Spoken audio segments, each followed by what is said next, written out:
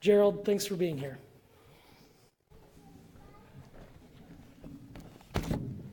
Good morning. Today's lesson or message is going to come from the Gospel of Matthew.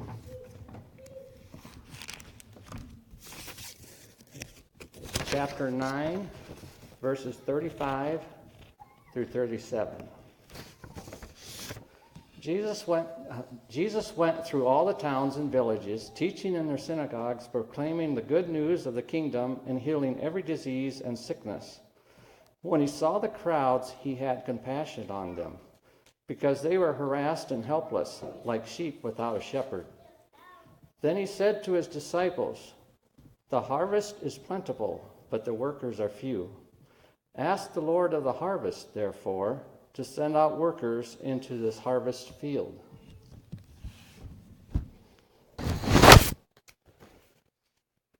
Jesus saw that many people were ready to give their lives to him if someone would just show them how.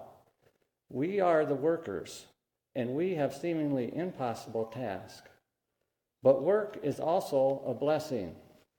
God gave us work even before the fall of man. So look at Genesis 1, chapter 1, verses 27 through 28. So God created mankind in his own image. In the image of God, he created them. Male and female, he created them. Be fruitful and increase in number. Fill the earth and subdue it. Rule over the fish in the sea and the birds in the sky, and over every living creature that moves on the ground. God is giving us jobs. Even after we blew it, he's still giving us jobs. Still, how can we possibly show people to Christ with our skill level? I mean, we are just parents, farmers, ranchers, business owners, and service providers. I have learned that Jesus does not give us a task without prayer or preparing us for it. Even in the jobs we already have, we are learning to do his work. Now, let me explain. I work with cows and pigs. When you work with livestock long enough, you get good at it. In fact, my family jokingly calls me a cow whisperer. I'm going to tell you a story, and you be the judge whether I am a cow whisperer or not. During calving season, we always have a few bottle calves from our herd because they are twins, or cows just walk off and leave them. We keep these calves to put on cows who have calves that die. The calf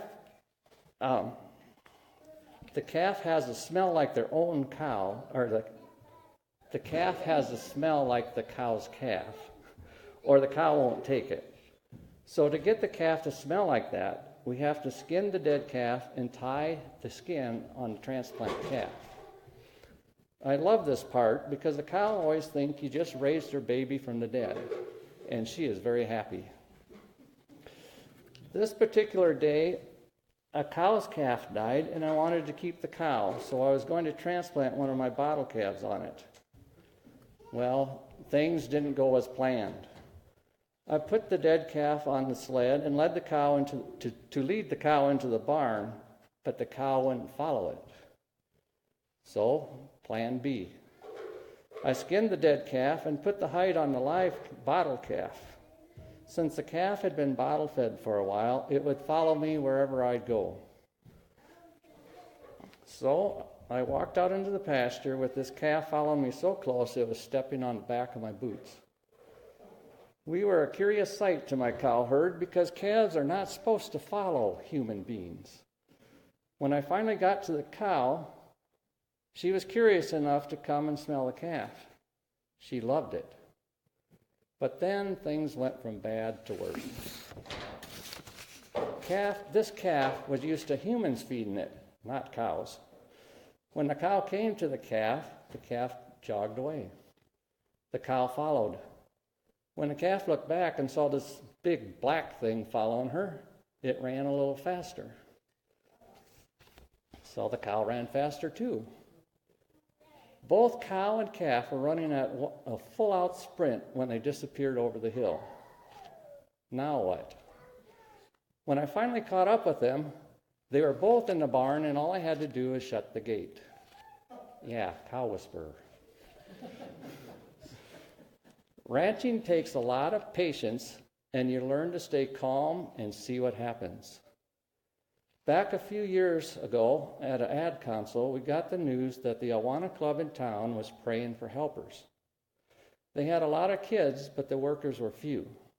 So I signed up. It turns out that working with a bunch of rambunctious, screaming 8 to 12-year-olds takes a lot of patience.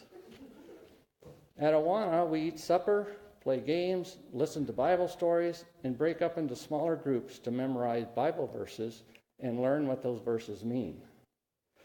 The kids each have a book to work through, and the goal is to complete the book by the end of the Awana sessions. If they do, they get a patch or a medal to pin on their Awana vest. It's a pretty big deal for the kids to receive these awards, and there is some hard work going into this. One particular year, I was assigned to help Josh Bartell with his group of kids. Before we joined the kids that were waiting in the room for us to come in, Josh warned me that there would most likely be a lot of tears shed. I thought, oh great, are these tears going to be mine or the kids? It turns out one of the little girls we worked with cried if she didn't get her verse memorized right away. Some of it was out of frustration, and some of it was she was just trying to get her way. Sometimes she would apologize for crying and then cry some more. It was very difficult to get her through each session, and sometimes we didn't. So we fell behind, and this brought in more tears. I thought, I am so out of my league here, and no help for this little girl. Stay calm and see what happens was all I could think of what to do. Then one day, it was way past crunch time, she looked at me with her face all lit up and said, let's do a pinky swear that I won't cry anymore. Okay, so we did a pinky swear. And she showed me how to do it because I had no idea how to do a pinky swear. And we finished her book in the next 2 sessions without any more tears. It was at that moment I realized how inadequate I was and how adequate God was. It felt really good. It was God working through both of us. When you throw yourself out into the harvest field, you meet God, the very person who created you. I'm not saying everyone should go sign up for Awana leader. The harvest field is big and takes many kinds of workers in many different areas.